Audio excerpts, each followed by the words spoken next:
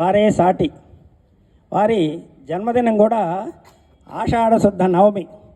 మనకు తెలుసు ఆషాఢ మాసం శుద్ధ పౌర్ణమి. మృత్యుదేవతా స్వరూపంగా విడిపిస్తాడు. అందుకే సనాతన ధర్మంలో మృత్యుదేవత అంటారు. విడిపించలేదనుకోండి, ఎన్నాళ్ళు ఉంటాడు ఆ శరీరంలో? విడిపోయిన వాళ్ళ గురించి ఆలోచిస్తూ ఇందులో ఎంతకాలం ఉంటాడు? తను వదిలిపెట్టేశాడు అనుకోండి, మళ్ళీ జవసత్వాలతో ఉన్న శరీరాన్ని పొంది మళ్ళీ ఉత్తమ కర్మలు చేసుకోవచ్చు. కానీ అసలు ఈ శరీరం విలువ తెలియాలి, దీని అశాశ్వతత్వం తెలియాలి. ఇది ఉండదు, ఇది వెళ్ళిపోతుంది. వాసాంసి జీర్ణాని యథా విహాయ నవాని గృహ్ణాతి నరోపరాణి. అది వెళ్ళిపోవలసిందే. అది ఉండడానికి వీలుండేది కానే కాదు. జాతస్య హి ధ్రువో మృత్యు ధ్రువం జన్మమృతస్య చ తస్మాద్ అపరిహార్యేద్దే తత్ నత్వం శోచితుమర్హసి.